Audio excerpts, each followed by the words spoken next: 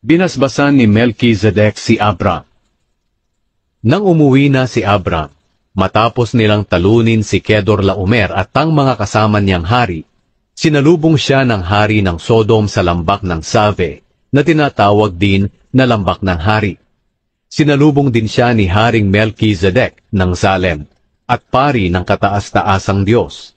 May dala si Melchizedek na pagkain at inumin. Binasbasan niya si Abram, at sinabing, "Naway pagpalain ka, Abram, ng kataas-taasang Diyos, na lumikha ng langit at mundo. Purihin ang kataas-taasang Diyos na nagbigay ng tagumpay sa iyo, laban sa mga kaaway mo." Pagkatapos ibinigay ni Abram kay Melchizedek ang 10 bahagi ng lahat ng bagay na nakuha niya sa labanan. Ngayon sinabi ng hari ng Sodom kay Abram, "Sa iyo na lang ang lahat ng ari-arian ko na nabawi mo. Pero isauli mo lang sa akin ang lahat ng tauhan ko."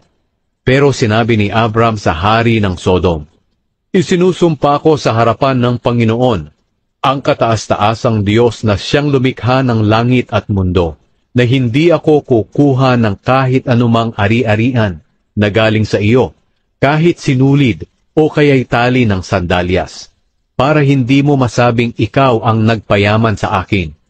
Hindi ako tatanggap ng kahit anuman para sa sarili ko. Ang ituturing ko lang na natanggap ko ay ang mga kinain ng aking mga tauhan, at pabayaan mo lang sina Aner, Eshcol at Mamre na sumama sa akin sa pagkuha ng bahagi nila sa mga bagay na nakuha mula sa labanan."